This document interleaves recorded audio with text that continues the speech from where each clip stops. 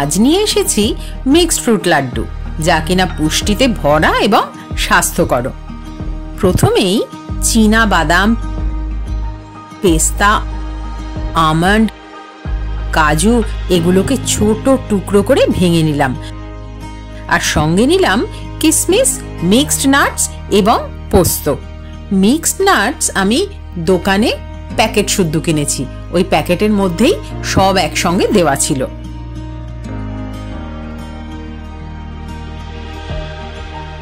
এদিকে খেজুরগুলোকে দানা বাদ দিয়ে রেখে দিয়েছি।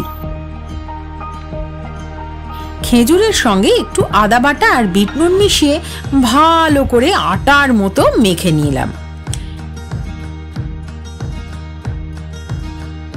ছোট এলাচ শুকনো খোলায় ভেজে গুঁড়িয়ে রেখে দিলাম আলাদা করে।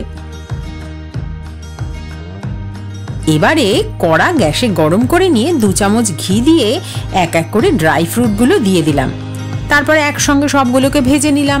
এবার আপনারা যদি ইচ্ছে করেন তাহলে ড্রাই ফ্রুটগুলোকে আলাদা আলাদা করেও ভাজতে পারেন।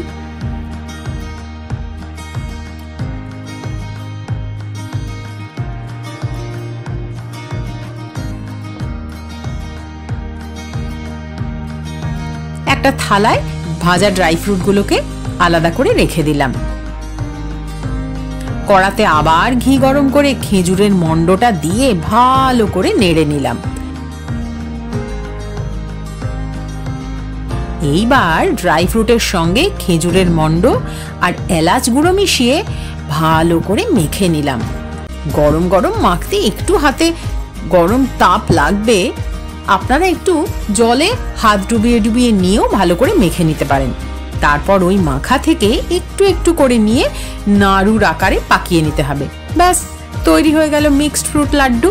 চটপট বানিয়ে ফেলুন বাড়িতে, আর আমাকে জানাতে ভুলবেন না কিন্তু কেমন হয়েছে। ভিডিওটি ভালো লাগলে লাইক, শেয়ার, সাবস্ক্রাইব করে পাশে থাকবেন। খুব শিগগিরই ফিরবো আর একটা ভিডিও নিয়ে।